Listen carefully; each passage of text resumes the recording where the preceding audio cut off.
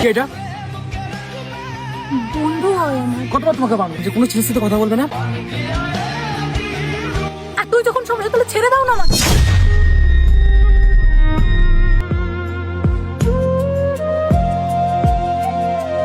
কি হয়েছে তোমাদের? জানি না এটা কিরকম ভালোবাসা, সব সময় খালি সন্দেহ করে। ভালোবাসা তাই সন্দেহ করে, নাহলে আজকালকার দিনে অত টাইম কোথায় যে নিজেকে বাদ দিয়ে অন্যের কথা ভাববো।